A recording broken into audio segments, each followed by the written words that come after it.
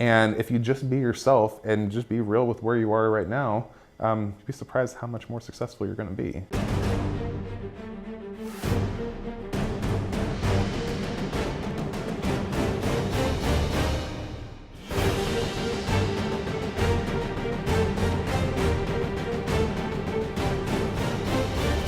Hello, this is Marco Rock.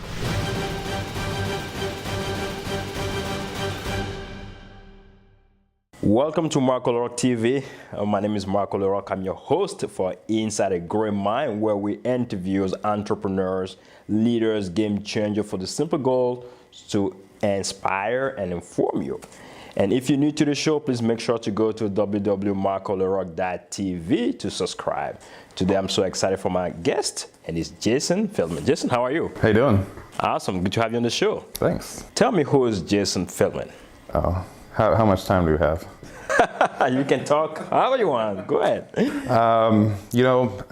There's really nothing special. It's literally just a completely average, average, but out of the ordinary, I guess, upbringing. I didn't grow up in a nuclear family, but I grew up in a very loving family. Never really noticed anything different until growing up and looking back that maybe it was a little bit unorthodox, but I grew up with a single mom and a supportive extended family with my grandparents and aunt. I've been part of a lot of different projects where finding the commonality. Life is just bouncing off the wall, and you learn and you experience things, and then you reflect and you see what the commonalities are. And the commonalities that I'd start to see, and I've had a lot of reflection in the last few years, noticing that I really enjoy bringing people together. So the things that I've been part of in the last few years, I was part of creating this program, this residency program for entrepreneurs.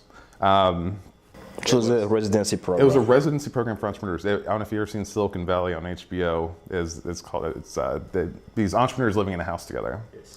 So before that was a cool thing on HBO, some other folks here in town that I joined to build this program had this idea of moving entrepreneurs into a house here in Omaha in Midtown. And the idea was you plug them into mentors, resources, and programming, you help them launch their thing. The business, yes. But approaching the two most important things that they needed was a sense of a community.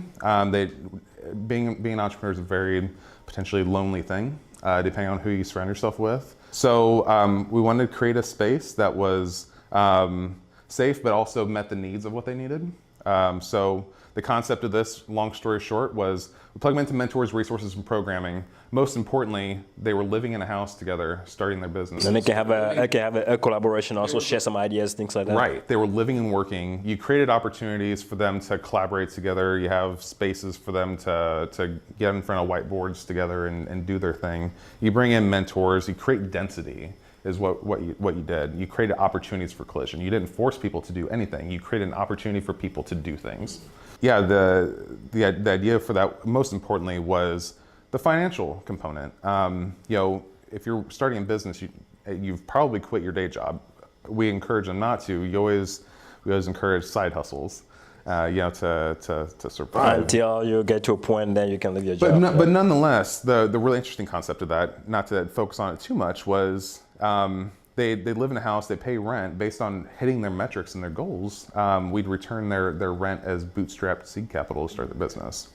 But what I wanted to take for that most importantly was we were creating those environments for those collisions, those natural organic collisions to happen. Over time, thinking about, I'm really drawn to this entrepreneurship and really focusing on my strengths, but then looking at what's going on in the news and the division that we have in the world, I'd started to reflect on what's at the real core of why we're so divisive. And I started reflecting a lot on our lack of human connection, our our lack of So empathy. can you stop right there? When you say lack of human connection, can you blame that to social media necessarily, or what? Because that could be part of it too. I mean, of course it's part. Of course it's part of it. It's not all of it though. A lack of human connection is where we've started to gravitate toward the people who are like us.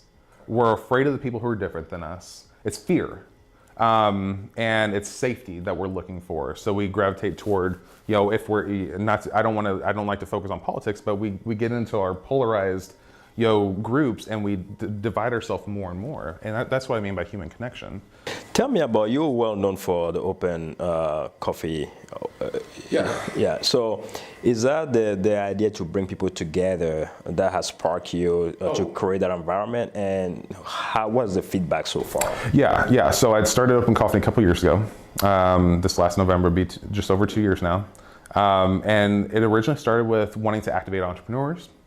People started coming. So first to activate entrepreneurs. It was first about activating the entrepreneurs.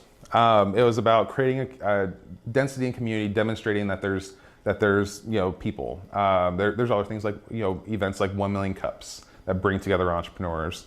It's more heavily focused on tech entrepreneurship, and I wanted to create something that was more inclusive, and quickly started to learn that it was less about referring to them as entrepreneurs, as more as change makers and doers.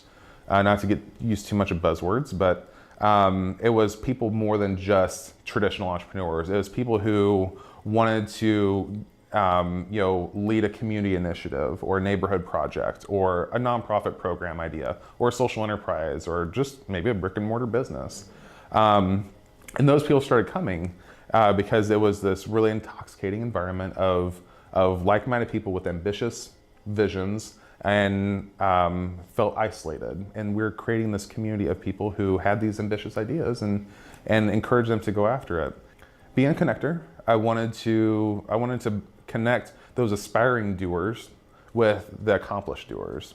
And I have a lot of great coffee meetings with people outside of Open Coffee, but I always have this in the back of my mind of, I just gleaned so much insight from meeting with this person. I wish I could just share that with everybody else. So I thought, well, why don't we just shift this up a little bit with Open Coffee and create it more to be an opportunity to connect those aspiring doers with the accomplished doers and treat it more like just a coffee meeting. Because a group think around a conversation allows it to be organic and lets it go where it needs to. And somebody might ask a question over in this other room, and it might really spark an idea in somebody else's head. And to think about bringing together, juxtaposing groups of people, different ages, races, backgrounds, socioeconomic backgrounds, in every way as diverse of a background as humanly possible, that gives you different perspectives. And that leans into my overall vision of improving human connection and increasing empathy in our environment, because it's getting you around people that are different than you. Was it like any successful story between maybe like some people who have connected or like started a business or have built something together? Is there any successful story out there through those past 2 years? Oh yeah, I mean, absolutely. I think about, I don't by any means want to take, and shouldn't and don't deserve to take, full claim for having people started things out of it. Okay. People have dreams of doing things, and all I've done was create an environment for people to connect. It's not because of me. It's because they put in the effort to come and to talk to people and to be vulnerable. And it's not about the accomplishment of Open Coffee. It's just giving people an opportunity to connect. There's definitely been, I think just most recently, think about Scott Winkler. He's this great guy that's worked in the public sector, and now he's wanting to run for state legislature. I hope that part of that I at least played a small role in creating an environment that at least in some small amount helped inspire him.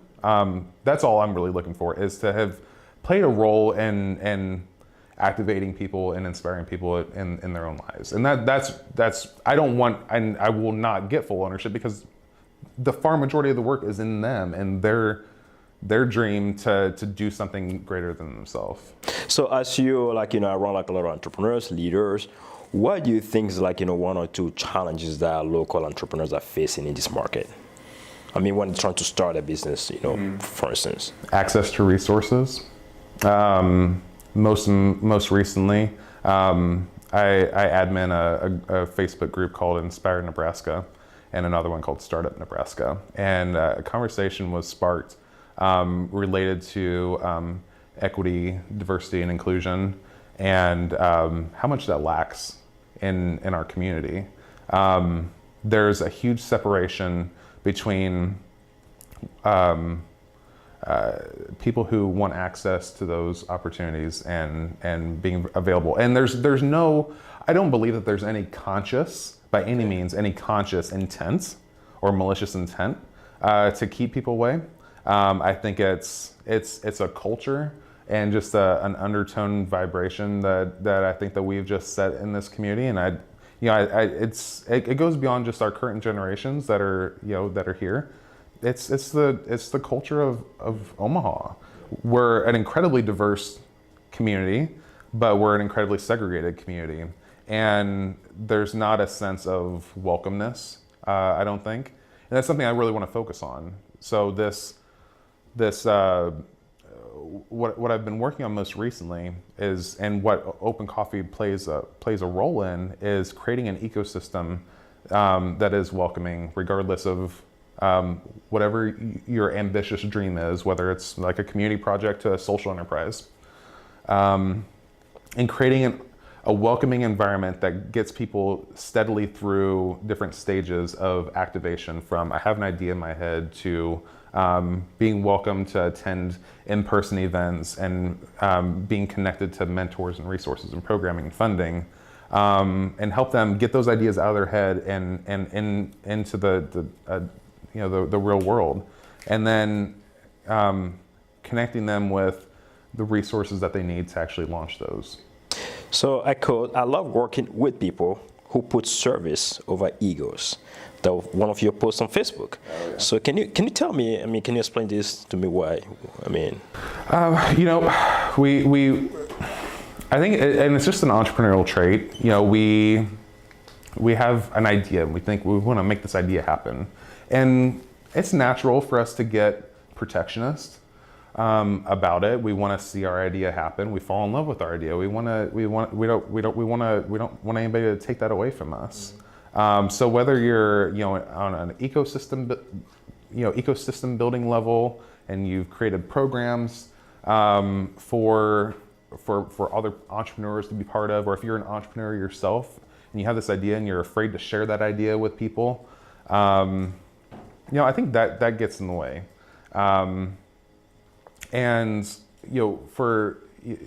Those are egos. We don't want to put our idea out into the world, or we don't want to truly collaborate with people, because we want to have ownership. We want to be recognized for that thing.